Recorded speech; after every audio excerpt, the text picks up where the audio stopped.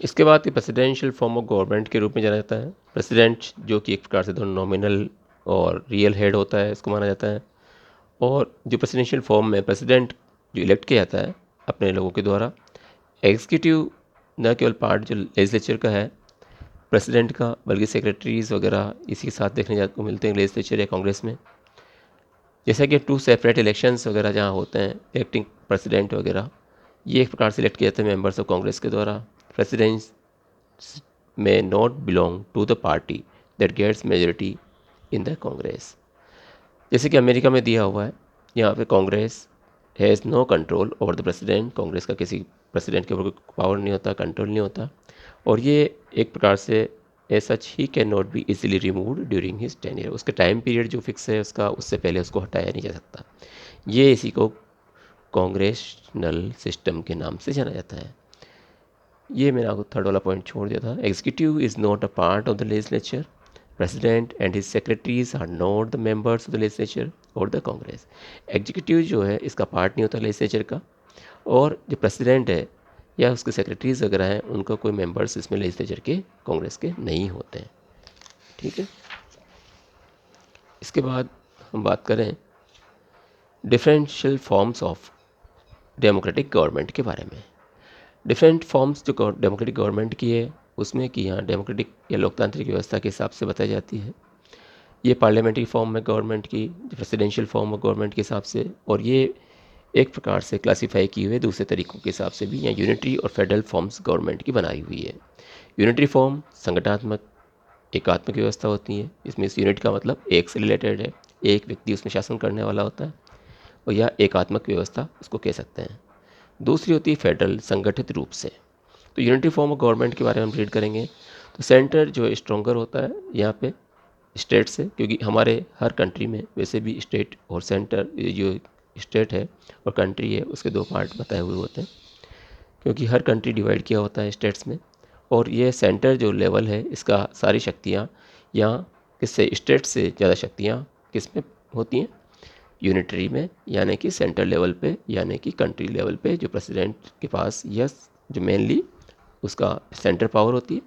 Centre जो मोर financial control करता है यहाँ स्टेट से अधिक, सारे जो all this gives greater weightage to the centre. Centre से ज़्यादा अधिकार उनको दिए जाते हैं, सेंटर को अधिकार ज़्यादा मिलते हैं।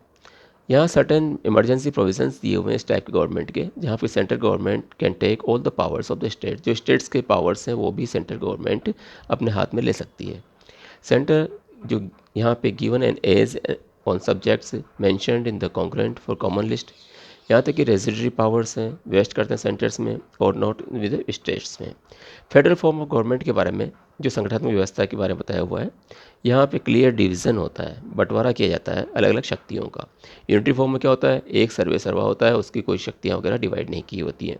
फेडरल फॉर्म में शक्तियाँ डिवाइड की हुई होती हैं। ये डिवीज़न जो दिया हुआ है शक्तियों का सेंटर के हिसाब से स्टेट्स में, सेंटर और स्टेट्स में दिया होता है, बांटा होता है। कॉन्स्टिट्यूशन जो दोनों अधिकार उसके अलग से लिखे हुए होते हैं और उसी के हिसाब से बांटे हुए होते हैं। यहाँ पे भी इंडिपेंडेंट जुडिशरी व्यवस्था के हिसाब से भी डिसाइड किया जाता है केसेस जो सेंटर और स्टेट्स के हैं। यूएसए में जो रेजिडरी पावर्स होती है ये एक प्रकार सेंटर में होती है, यहाँ तक स्टेट से, देन तो स्टेट से।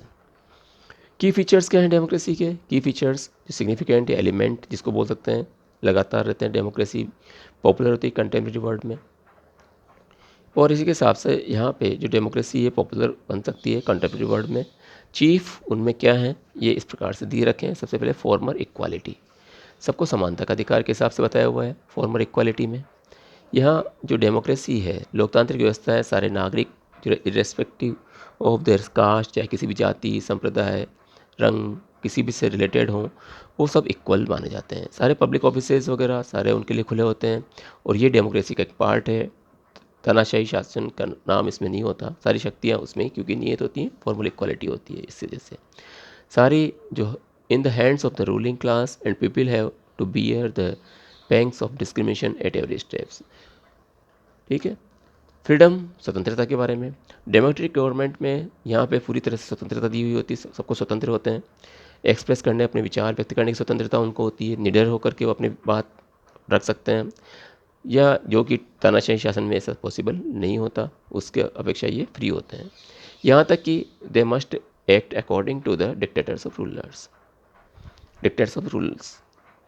उसके बाद decision making mechanism. Decision making का मतलब जो डिसीजन लेने का अधिकार है, बनाने का काम भी इन्हीं के द्वारा होता है।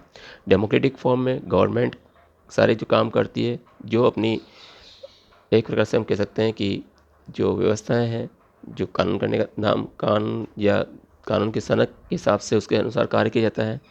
डेफिनेट डिसीजन वगैरह मेकिंग करने का काम मशीनीकरण के माध्यम से या लोगों के हाथों में होता है, क्योंकि लोग चुन करके जाते हैं और ये एक प्रकार से सबको समानता का अधिकार दिया होता है। पार्लियामेंट्री फॉर्म में ही एक प्रकार से देखा जा सकता है कि यहाँ पे जो कंट्री है वो गवर्न करता है। मेजॉरिटी पार्टी जो यहाँ पे पार्टियाँ हैं पार्लियामेंट्री फॉर्म्स के हिसाब से गवर्न करती है, और कंट्री जो कि यहाँ देखी जा सकती है कि यहाँ लोगों के द्वारा हो सकती है।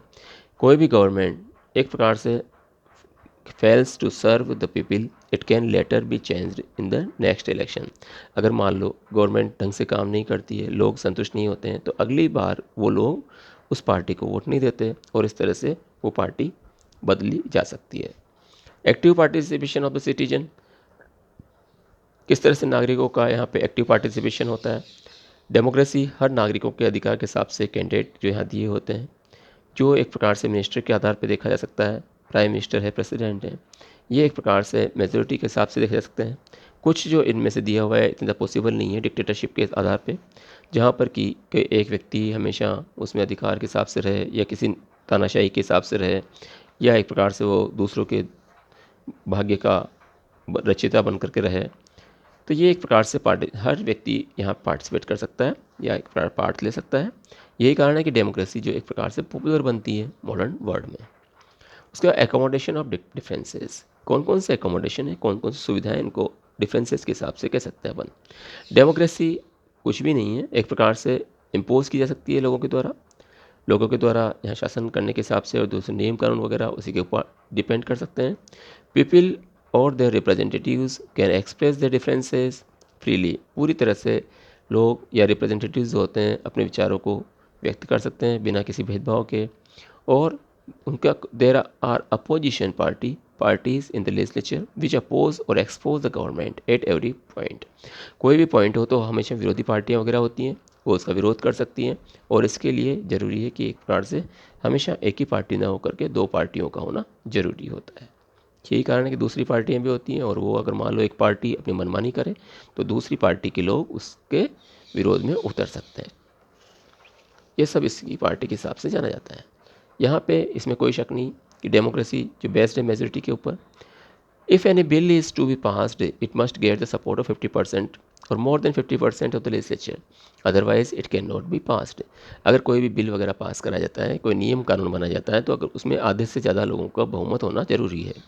उसमें अगर सहमति ना होगी तो क्या होगा, उससे वो बिल नहीं बन पाएगा, वो नियम नहीं बन पाएगा। तो ये लोकतांत्रिक व्यवस्था के हिसाब से बताया हुआ है, उसके लोगों की सुविधा के अनुसार, जो मेजोरिटी डिक्टेटरशिप के रूप में जाना जा सकता है। डिफरेंसेस इनमें है मेजोरिटी या माइनॉरिटी के हिसाब से, जो गवर्नमेंट के द्वारा काम किए जाते हैं अपोजिशन के हिसाब से, या जो सेटल की जा सकती है। तो ये एक प्रकार से गोल्डन रूल इसका है, live and let others live, मतलब खुद भी जियो दूसरों को भी जीने दो। ये एक प्रकार से मोस्टली फॉलो किया हुआ है डेमोक्रेसी ने। यही कारण है कि डेमोक्रेसी जो एक प्रकार से पॉपुलर बनी मॉडर्न वर्ल्ड में। इसके बाद में इन्हेंसिंग ह्यूमन डिग्निटी, किस प्रकार से ये ह्यूमन डिग्निटी या मानवीय, हम कह सकते हैं कि जो मानवीय अधिकार हैं उनको किस तरह से बढ़ावा दिया जा सकता है, उसके बारे में है। तो यहाँ पे अगर देखा जाए तो ये एक प्रकार से डेमोक्रेसी का ही पार्ट है। लिबर्टी, इक्वलिटी, फ्रेटर्निटी, ये सब एक प्रकार से फ्रेंच रिवॉल्यूशन के अलग अलग उभर के सामने है। Let down their lives can be insured, और वो एक प्रकार से हमारे को रहने के लिए इंश्योर करते हैं।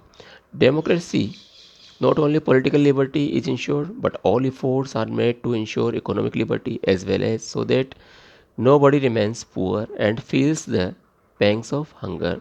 इसका मतलब ये कि डेमोक्रेसी में ये बताया गया कि सारी राजनीतिक पार्टियां, सारी शक्तियां, सबका प्रभाव सबको आर्थिक व्यवस्था के हिसाब से स्वतंत्रता देती है। कोई भी गरीब न रहे, कोई किसी के ऊपर निर्भर न रहे, कोई भूखा न रहे, कहने का मतलब सबको समानता का अधिकार इसमें मिले, ये सारी बातें इसमें देखी जा सकती हैं।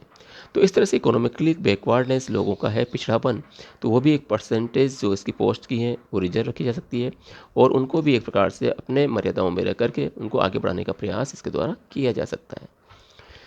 इसी के साथ साथ ये एक प्रकार से हमें डिग्निटी को कैसे बढ़ावा दिया जाए, है ना, मानवीय हम कह सकते हैं गरिमा कैसे बढ़ाई जाए, लोगों की अच्छी भावनाओं को और उजागर कैसे किया जाए, लोगों में सबको समानता का अधिकार कैसे दिलाया जाए, ये सब पार्ट हमारे डेमोक्रेसी के ही हैं। और ये एक प्रकार से हमारे पूरे देश में इस तरह से व्यवस्थाएं बता रखी हैं, उसी के हिसाब से इम्पोर्टेंस रखता है। ठीक है, ये लेसन था आपका। Now read the lesson and find out some questions. Okay.